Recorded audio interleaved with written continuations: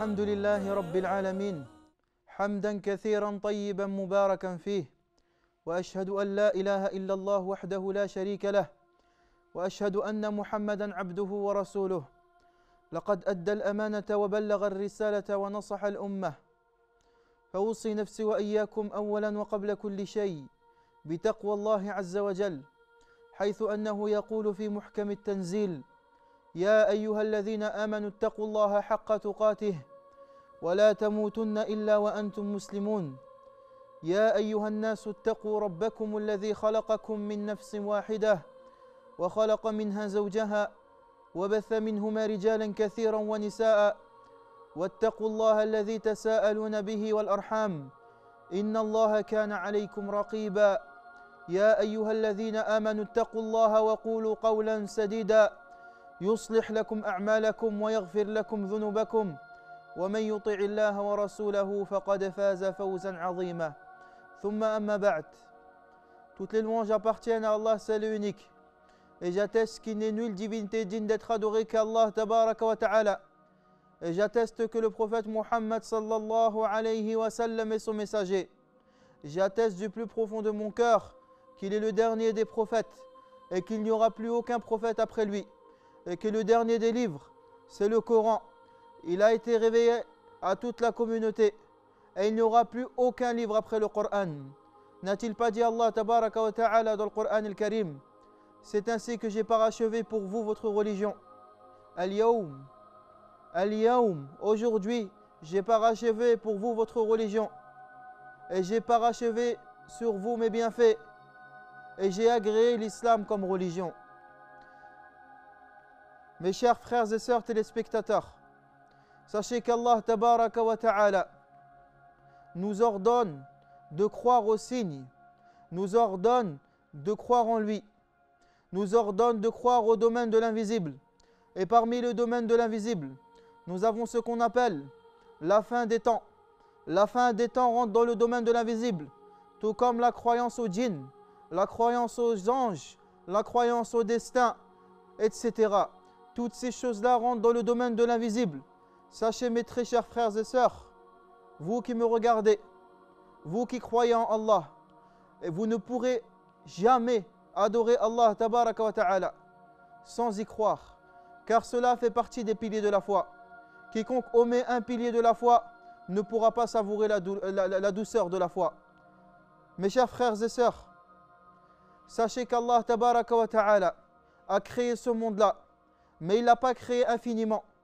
Il n'a pas créé ce monde-là pour demeurer éternellement. Mais ce monde-là n'est que jouissance et ce n'est non une demeure éternelle. Allah tabaraka wa ta'ala a-t-il dit dans son noble Coran وَمَا الْحَيَاةُ الدُّنْيَا إِلَّا مَتَاعُ الْغُرُورِ. Certes, la vie d'ici-bas n'est que jouissement. La vie d'ici-bas n'est que jeu et amusement. La vie d'ici-bas n'appartient pas à ce croyant-là.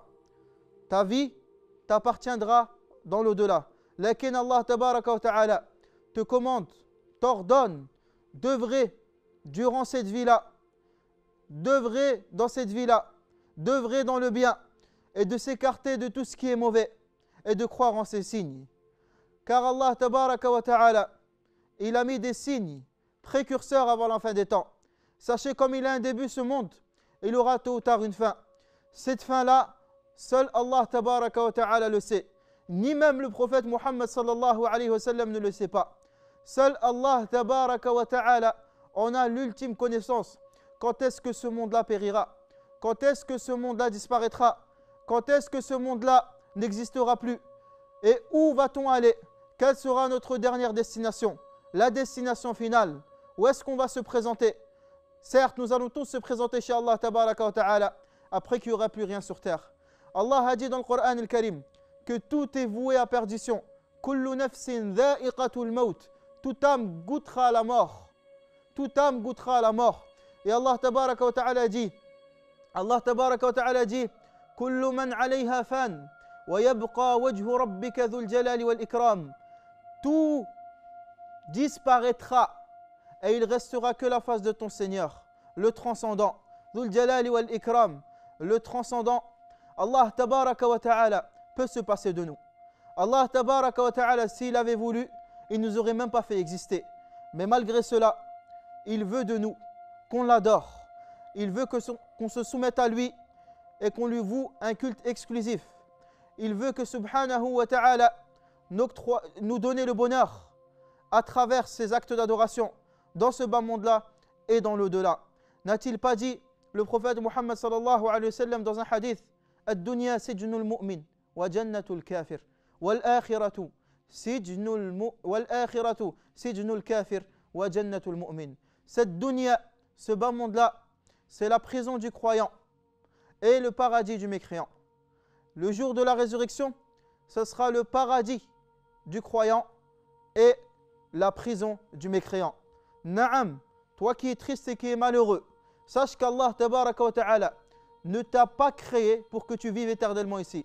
Sinon, il aurait donné une vie longue à Qarun, il aurait donné une vie longue à Fir'aun, il aurait donné une vie longue à Haman, il aurait donné une vie longue aux prophètes et aux messagers.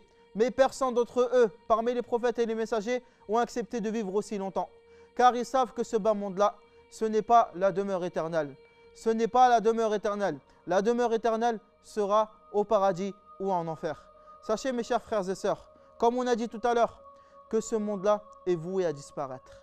Tôt ou tard, il est voué à disparaître. Mais quand Allah tabaraka wa ta'ala, lorsqu'on questionne le prophète Mohammed sallallahu alayhi wa sallam, lorsqu'il fut questionné concernant la fin des temps, il dit وَيَسْأَلُونَكَ عَنِ السَّاعَةِ. Et il te questionne sur l'heure. Et il te questionne sur l'heure. وَيَسْأَلُونَكَ عَنِ السَّاعَةِ. Dit que son temps n'appartient qu'à Allah tabaraka wa ta'ala. لَا يُجَلِّهَا لِوَقْتِهَا إِلَّا هُ. C'est lui qui jettera l'encre de cette heure-là quand il voudra.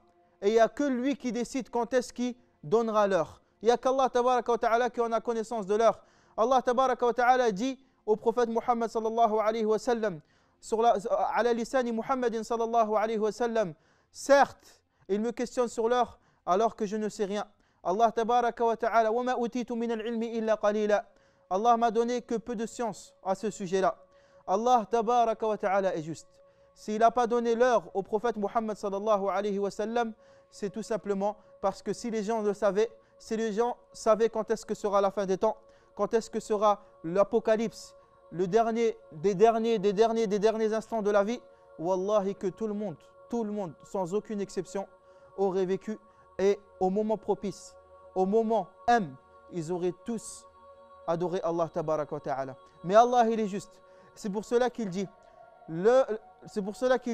Allah tabaraka wa ta'ala, le prophète sallam dit, n'accepte pas le repentir de deux catégories de personnes qui se trouvent dans deux catégories.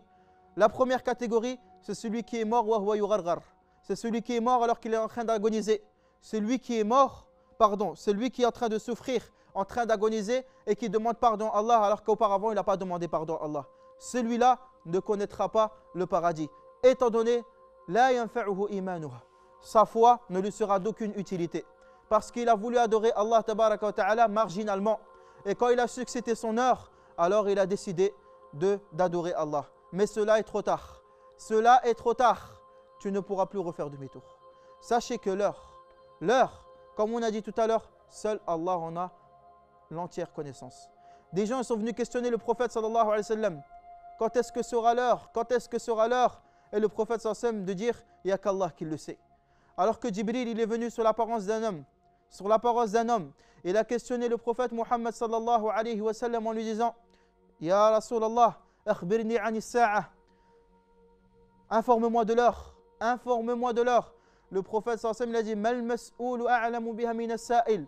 Le questionné n'en sait pas plus que le questionneur. Yani toi, moi, je ne connais pas plus que toi, ya Jibril, concernant l'heure. Alors Jibril alayhi salam insiste en lui disant, akhbirni an alamatiha, ou an amaratiha. Informe-moi, ya Rasulullah, de ces signes. Naam, les signes, le prophète sallam, on a informé Jibril et la communauté. Il a dit lorsque tu verras l'esclave engendrer sa maîtresse, et quand tu verras les bâtiments, les gratte-ciel, les bâtiments qui au départ, les bâtiments ils n'avaient rien, au départ, subhanallah, ils étaient de taille infime, et là tu les verras, ce sera des gratte-ciel, subhanallah al-azim, et que tu verras les va-nu-pieds, les gens, les pauvres, les bédouins de l'époque, ceux qui n'avaient même pas de quoi acheter du pain ou autre, se concurrencer dans les hauts bâtiments. Allahu Akbar. Wallahi, c'est des choses vraiment effrayantes. Et c'est ce qu'on constate actuellement. Et bien sûr, concernant les signes précurseurs de la fin du monde, ça on le sait pertinemment. Allah tabaraka wa ta'ala nous a pas annoncé quand est-ce qu'elle sera exactement, mais il nous a annoncé des signes précurseurs. Parmi les signes précurseurs, le prophète sallam informe Jibril que lorsque tu verras des gratte-ciel et que les bédouins de l'époque, ceux qui n'avaient aucun argent, rien du tout, même pas un dinar, eh bien, tu les verras en train de se concurrencer dans les grands bâtiments. Ya ibadallah, ouvrez vos yeux, regardez ce qui se passe actuellement. Ouvrez vos yeux, ayez une grande vision et regardez ce qu'Allah tabaraka wa ta'ala a fait à la communauté. Regardez, subhanallah al-azim, que tout ce que le prophète sallam a dit est en train de se produire, sans aucune exception. Combien y a-t-il de gratte-ciel dans le monde? Combien y a-t-il de gens qui se concurrencient? Combien y a-t-il de gens qui, auparavant, des bédouins dans la péninsule arabique, n'avaient pas de quoi manger, pas de quoi boire? Maintenant, on les voit en train de se concurrencer. Quelle est la plus haute tour? Fera-t-elle 1500 mètres ou 2000 mètres, 1000 mètres ou autre? Wallahi al-azim, que tout cela, هذا كلام صادق الأمين الذي لا ينطق عن الهوى. Et nous allons voir les signes précurseurs et nous allons les détailler, les signes précurseurs de la fin du monde. Allah tabaraka wa ta'ala dit dans le noble Coran, Alif Lam Mim, ذلك الكتاب لا ريب فيه هدى للمتقين. Alif Lam Mim, ceci est le livre. ذلك الكتاب, ce livre-là, لا ريب فيه, nul doute en cela, sur ce livre-là. هدى للمتقين. Et c'est un guide pour ceux qui craignent Allah tabaraka wa ta'ala. الذين يؤمنون بالغيب, ceux qui croient au ghaib, qui croient en l'invisible. الذين يؤمنون بالغيب. Allah tabaraka wa ta'ala, il te sermente toi. Toi qui crois en l'invisible, sache que les signes de la fin des temps sont en train de se produire. Et sache que personne ne sera épargné si ce n'est ce qu'Allah tabaraka wa ta'ala aura voulu comme créature. Et sache aussi que dans les signes de la fin des temps, elles sont subdivisées en plusieurs parties. Et ce sera l'épisode de la semaine prochaine. Suivez-nous, bihawlillah, inshallah, dans la chaîne Al-Anis, Qanatul Anis TV sur YouTube et ainsi que sur Facebook. Wa barakallahu fikum, jazakumullahu khayran et à la prochaine, inshallah. Assalamu alaikum wa rahmatullahi wa barakatuh.